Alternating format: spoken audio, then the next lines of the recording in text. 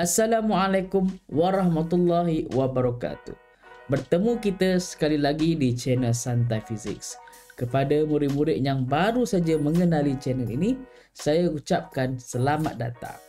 Okey, hari ini kita nak lihat bab baru Fiziks tingkatan 4, iaitu haba, bab yang keempat. Sebelum kita teruskan, jangan lupa untuk like, share dan juga subscribe. Sangat-sangat bermakna untuk saya. Tanpa melengahkan masa lagi, jom kita tengok tajuk hari ini.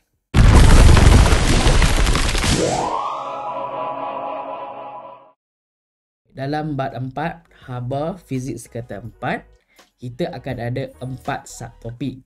Saya dah pun pecahkan 4 subtopik ini kepada 4 episod yang berbeza.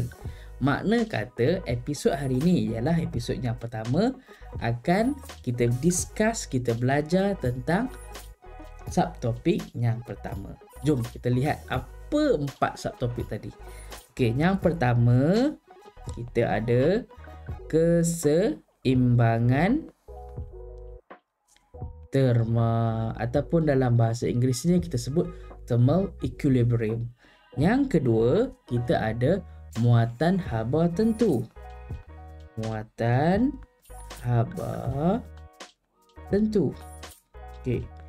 Yang ketiga, kita ada haba pendam tentu. Haba pendam tentu. Dan yang terakhir dalam tajuk haba ni, satu topik yang terakhir, kita ada hukum gas. Hukum gas.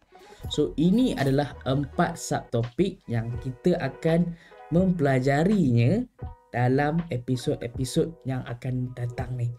Hari ini kita nak fokus yang pertama saja, iaitu keseimbangan terma. Tanpa melengahkan masa lagi, sediakan pen dan kertas. Jom sama-sama kita pelajari tajuk hari ini.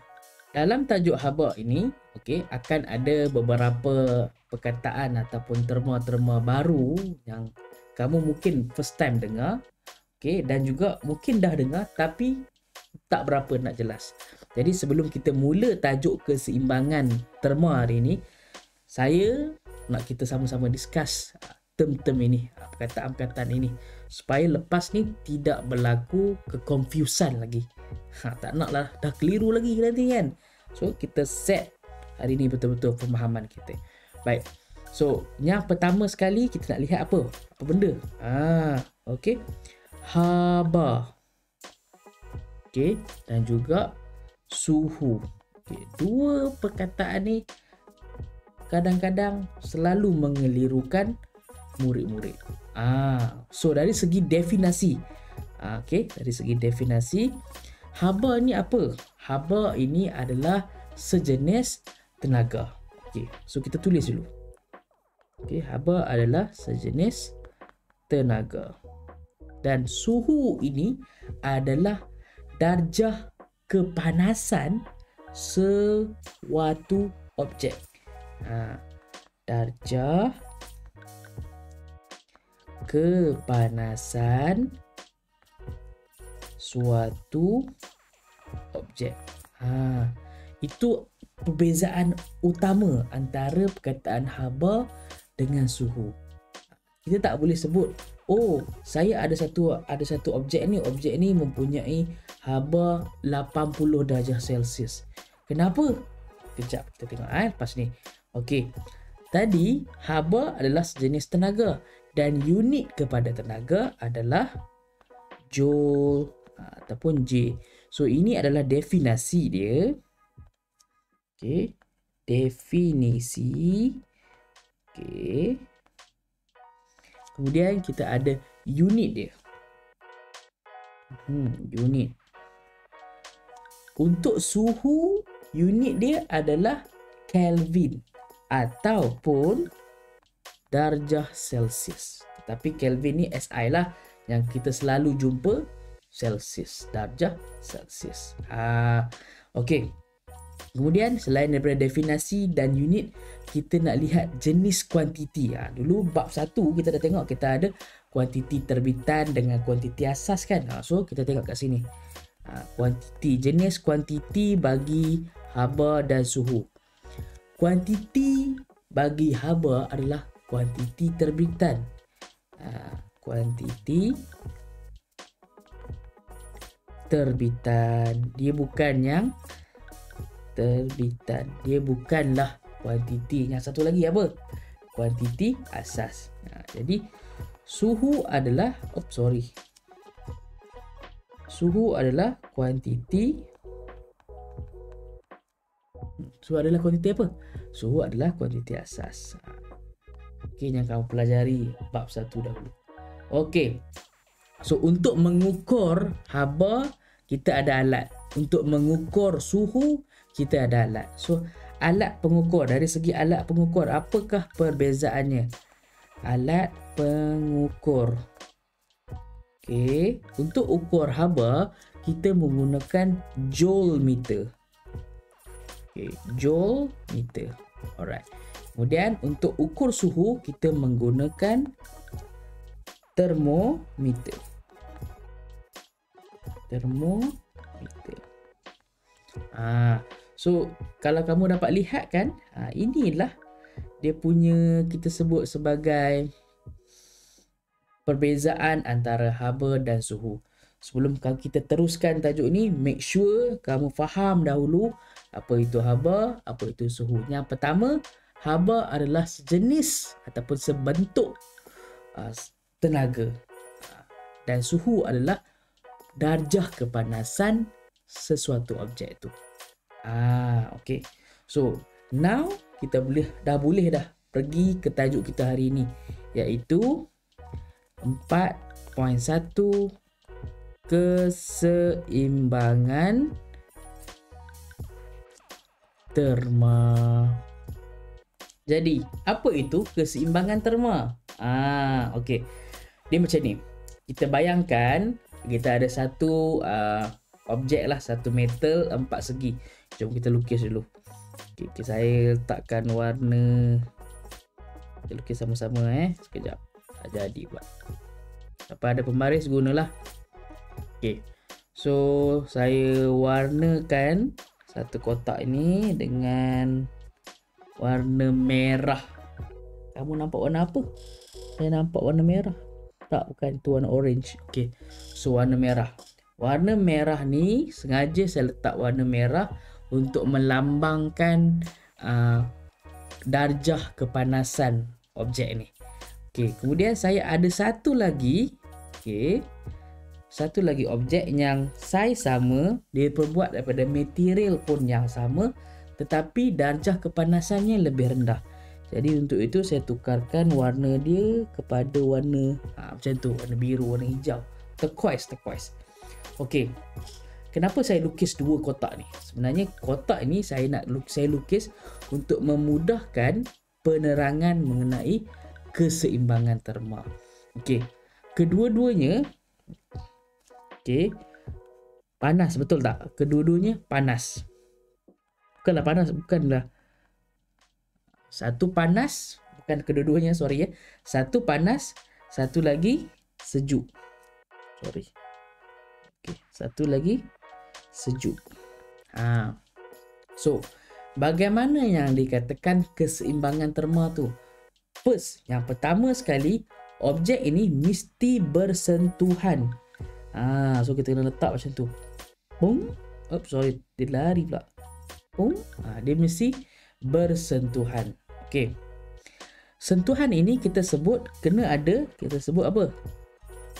Sentuhan terma. Kena ada sentuhan terma. Okey. So bila berlakunya sentuhan terma ni, akan berlaku perpindahan haba. Maksudnya panas ni akan mempunyai tenaga haba yang lebih banyak daripada yang sejuk. Jadi haba daripada sini, daripada kawasan panas, akan pergi ke kawasan yang sejuk. Persoalannya sekarang, adakah haba dari sejuk pergi ke kawasan yang panas? Cuba jawab, cuba komen sebelum saya bagi tahu. Dah. Jawapannya ada juga. Okey. Akan berlaku pemindahan haba antara panas ke sejuk, sejuk ke panas. Yang membezakan adalah kuantiti dia.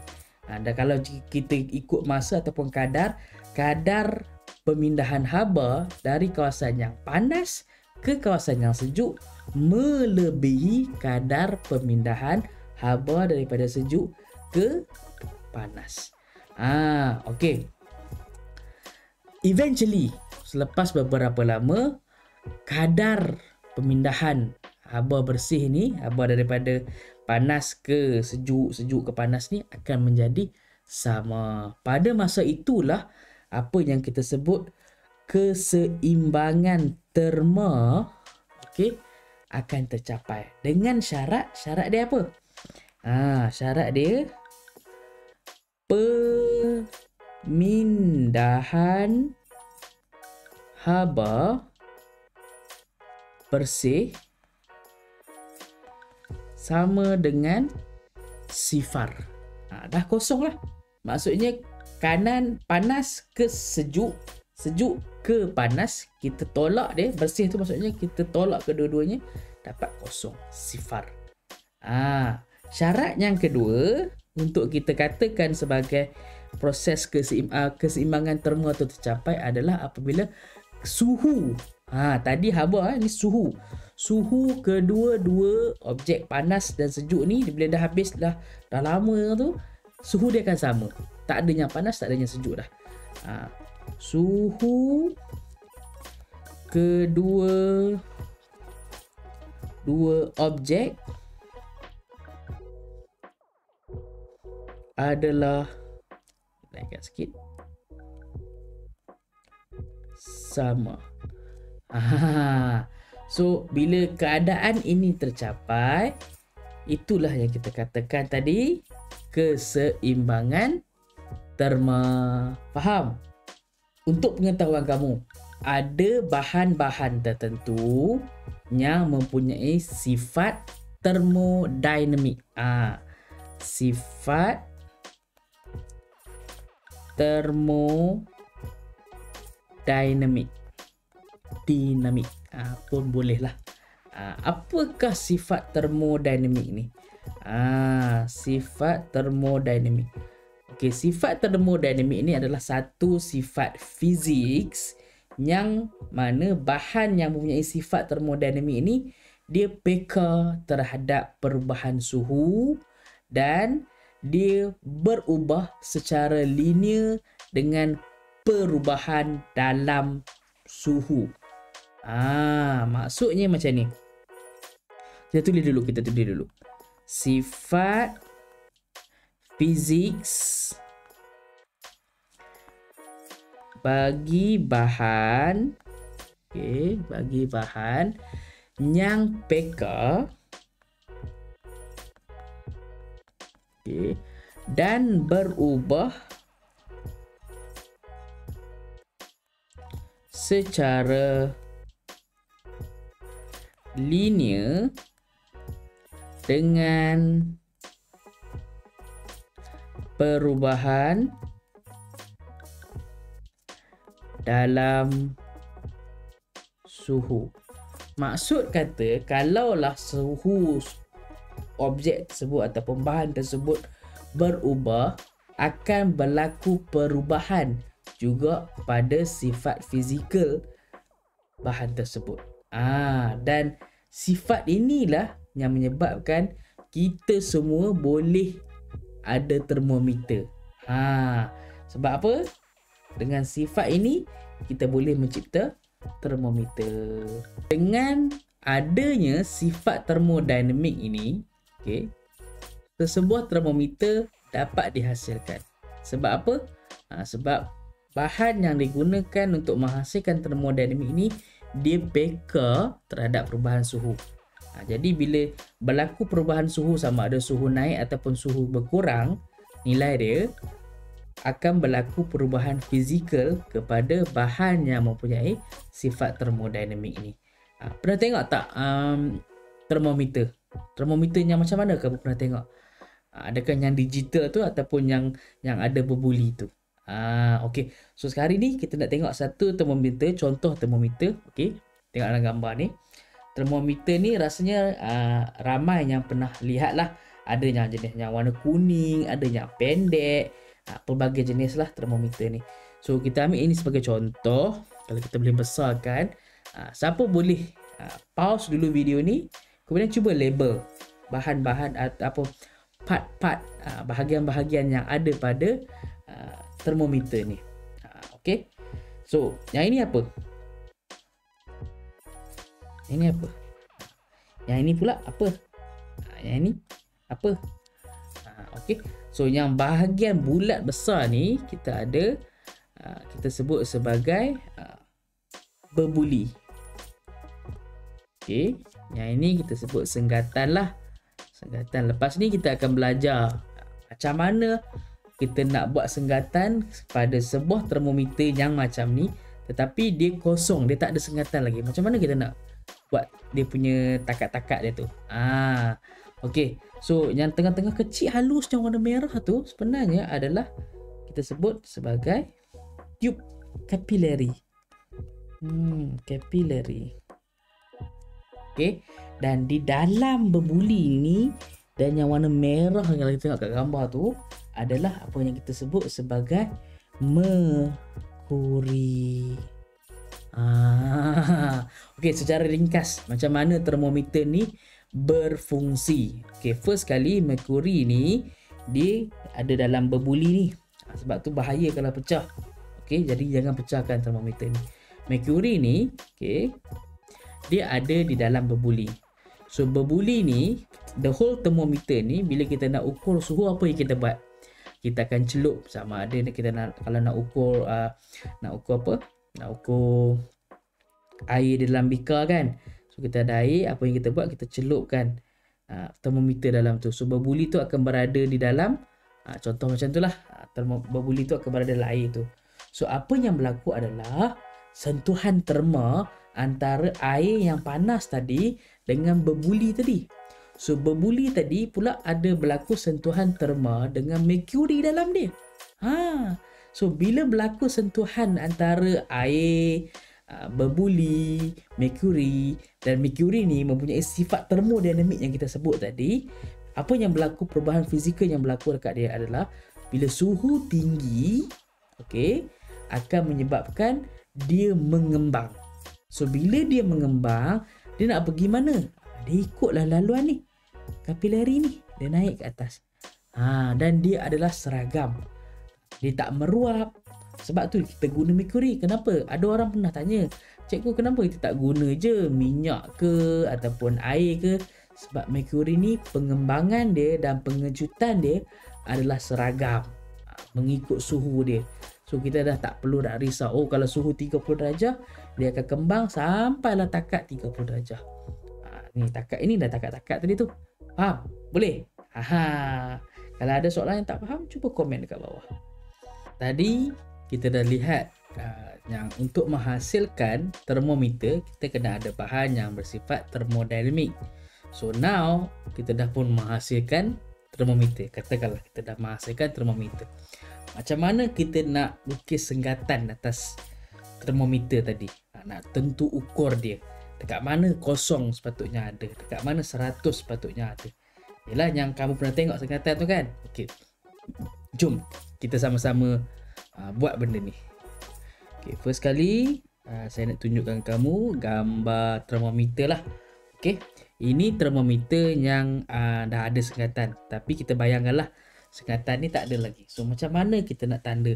So perkara yang pertama yang kita nak tanda adalah kita nak tanda di mana. Kita kena faham di mana nak tanda kosong, di mana tanda sifar ataupun kosong. Kat mana kita letak? Dekat sini ke? Dekat sini ke? Dekat sini ke? So macam mana kita nak tentukan dia? Kemudian dekat mana tanda 100 pula? 100 ni untuk 100 darjah Celsius lah. Kosong untuk 0 darjah Celsius. Yang macam termometer biasa kamu nampak tu kan. So macam mana kita nak tandakan dia? Okey. Step ni simple je sebenarnya. Tapi kalau tak faham juga, boleh rewind balik video ni untuk kita tengok. Okay, first kali adalah kita ambil termometer ni. Ni secara ringkas supaya kamu senang tangkap. Ambil termometer yang tak ada lagi senggatan tadi tu. Okay, kemudian kamu masukkan ke dalam ketulan ais yang sedang mencair. Okay, so saya ada gambar kat sini. Alright, kita tengok gambar dia. Okay, so ini gambar dia. So kejap kita susun balik. So ini gambar dia. Okay, kita ambilkan termometer yang tak ada senggatan tadi, kita letakkan dalam ais yang sedang mencair. Kenapa ais yang sedang mencair? Okay, InsyaAllah lah episod kedua, bukan, episod yang ketiga, saya akan cuba jelaskan kenapa ais yang sedang mencair. Tapi kalau kamu ada jawapan dia, tinggalkan kat ruang komen, saya siap. Okay, so dekat sini bila kita letakkan berbuli tadi di dalam ais yang sedang mencair, disebabkan sifat merkuri tadi yang sifat termodinamik, dia akan menguncup, dia akan mengecil. Jadi dia akan turun daripada dia punya kapilari dia tu. So bila ada kat sini, bila dia dah berhenti kat situ, sampai satu tahap dia akan berhenti. Titik ini ataupun takat itu adalah kita sebut takat ataupun titik ais, ataupun titik tetap bawah. So for example, dia berhenti dekat mana? Contoh kita tengok gambar termometer tadi. So saya guna warna lain. Okay, dia berhenti dekat sini katakan. Okay, so di sini dah berlakunya titik tetap bawah, ataupun titik ais, untuk kita mudah faham. Okay, untuk kita mudah faham. Sekarang ni settle dah di mana nak tanda kosong. Di mana nak tanda kosong. Kejap lagi kita nak cari tanda 100 pula. Okay, so kita padam dulu yang ni. Okay, untuk tanda nilai 100 ni pula, okay, termometer yang sama tadi dalam ais. Okay, sekarang kita masukkan dia ke dalam steam ataupun macam ni. Ni ada satu gambar. Okay, dalam ni ada air lah. Ini air biasa. Okay, ini air biasa. Ini air ataupun water. Okay, and then we boil it until air tadi berubah menjadi steam. Sedang berubah menjadi steam. Ni steam. Okay, so ini adalah termometer. Dua-dua ni, okay, kamu tak faham nanti. Ini adalah termometer. Okay, kita biarkan berbuli tadi berada di dalam steam tu. Kenapa? Sebab steam akan berlaku pada suhu 100 darjah Celsius. Okay, so bila berlaku macam ni, steam bersentuhan, ada sentuhan terma dengan berbuli sentuhan terma dengan merkuri. So merkuri ni bersifat termodinamik, jadi dia akan mengembang bila suhu semakin bertambah. So dia akan naik melalui tiub kapilari sampailah satu takat dia akan berhenti. Bila takat tu berhenti tu nanti, okey, kita namakan takat itu takat steam. So macam mana? Katakanlah dia berhenti dekat sini, kita namakan dia sebagai titik tetap panas, titik tetap atas.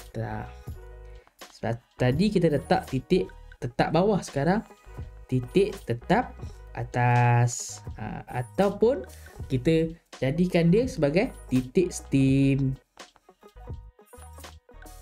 Yang ni kita boleh padam lah. Alright. So kita dah ada satu titik atas, satu titik bawah. Okey. Sekarang kita dah ada pun titik tetap atas ataupun L, 100 dan juga titik tetap bawah L0. So dua-dua titik ni dah tak bergerak dah, dia stay kekal kat situ. Jadi kita boleh ambil keseluruhan panjang antara dua titik tadi. Okey, contoh kita ambil kat sini, berapa jarak dia, katakanlah kita dapat panjang dia 30 cm. So 30 cm ni kita boleh bahagikan kepada 100 bahagian, dan setiap bahagian tu itulah dia punya 0.1 darjah Celsius. Okey. Ataupun kita boleh guna formula. Formula ni. Okey. Ini adalah formula untuk menentukan suhu. Okey. Formula menentukan suhu. Okey, macam mana nak guna dia? Okey, bayangkan termometer tadi dia tak ada sengatan antara L100 dan L0 tadi. So kita pun dah tentu ukur L0 dengan L100. So ambil termometer yang sama, kemudian kita ada satu bahan lain. Kita ada satu bahan lain. Contoh bahan ni lah, ada air warna ni yang panas. Kita tak tahu suhu dia berapa. So kita pun masukkanlah termometer tadi yang ada berbuli, yang kita dah tentu ukur L100 dengan L0 tadi kan. Okey. Kemudian obviously turus ataupun merkuri itu akan mengembang ke satu takat. Dia kekal kat situ. So katakanlah ini termometer kamu.